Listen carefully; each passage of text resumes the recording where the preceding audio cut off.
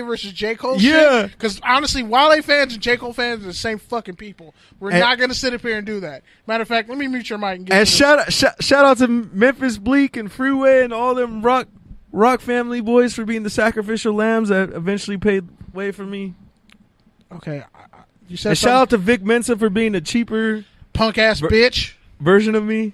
Shout out to Vic Mensa. And that was my J. Cole impersonation. Cersei looking ass motherfucker. Anyway, all right. You done? All right, cool. Fuck J. Cole. Pete said fuck J. Cole. Wow. All right. Dreamville is going to come after you. You don't even know what they look like. That's the scary part. You get some fucking sick, impoverished. Fucking Apple Watches and Zara shoes. Pete said that J. Cole fans wear Apple Watches and Zara shoes. First off, a lot of them probably have $25,000 debt from their communication degrees, and they can't afford that. So anyway, their mom got it for them on Black Friday. Okay, their mom got it from on Black Friday. All right. Made them wait till Christmas. I like how it's supposed to be my rant. Pete's just no, fuck it.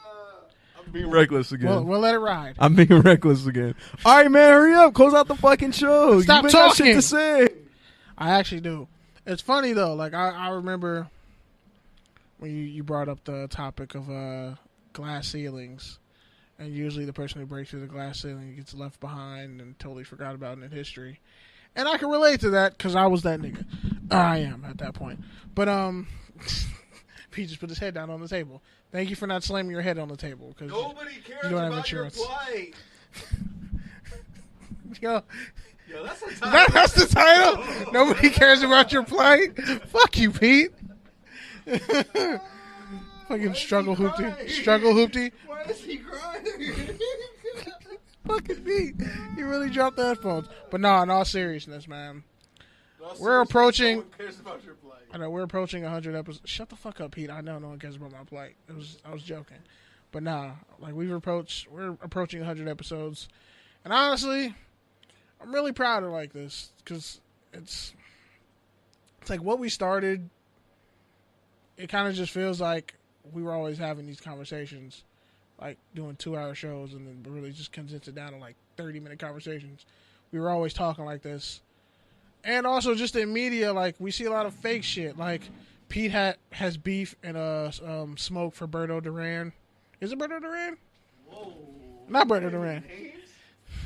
I mean, hold on. I'm going to unmute his mic.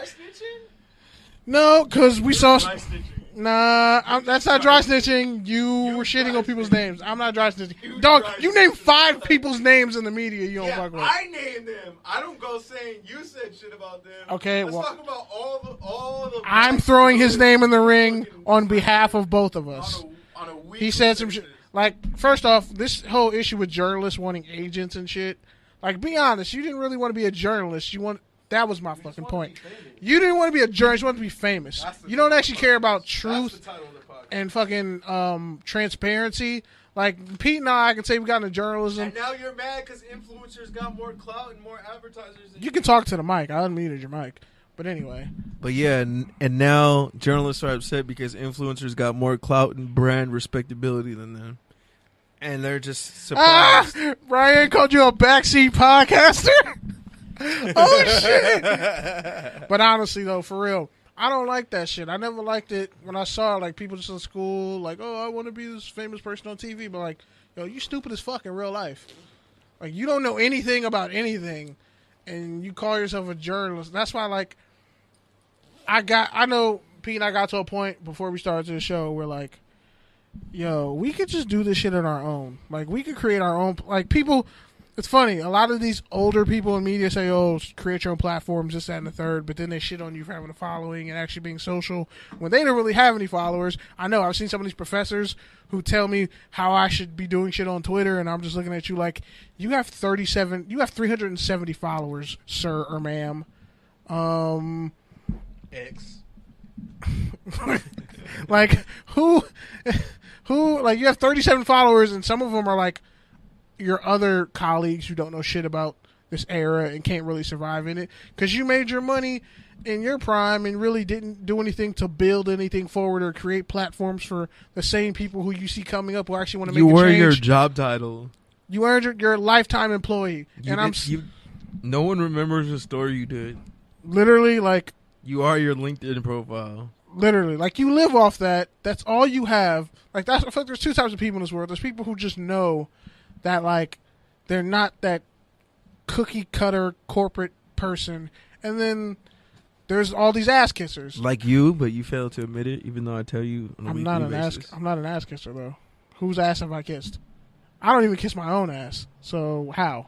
That's what I'm saying. You're not a corporate dude. Oh, I thought you meant the other. Like, yeah, you try to convince me every week that you could.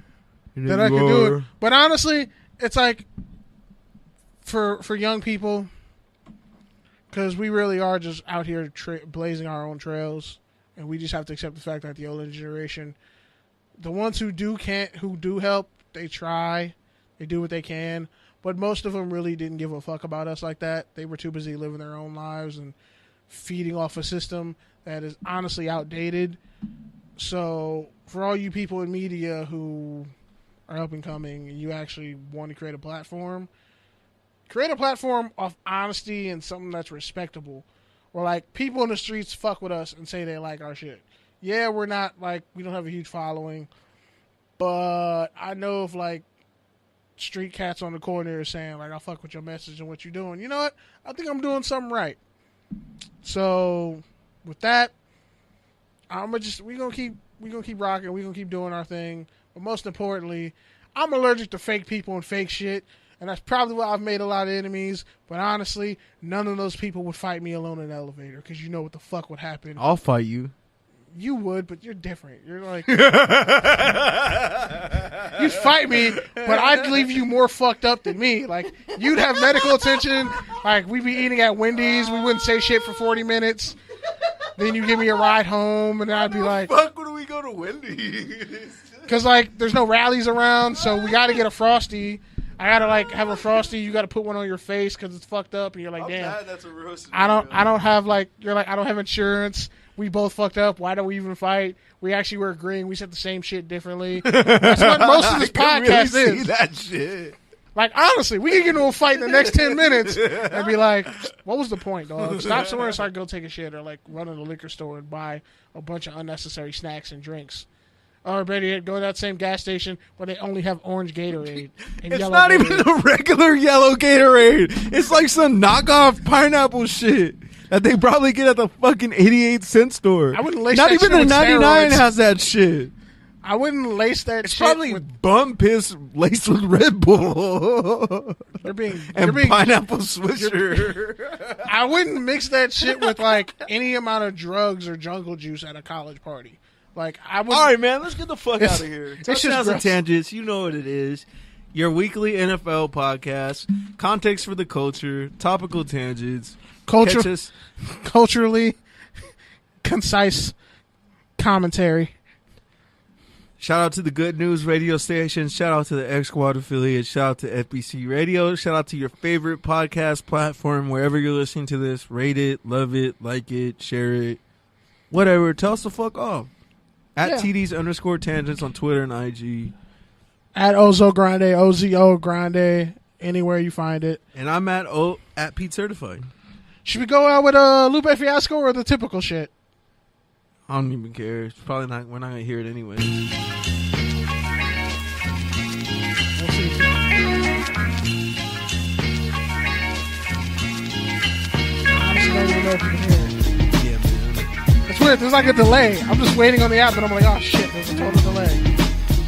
Oh, and actually, here, we play. Anyway, we're out. We love y'all. We're gonna have some dope shit next week. And bye.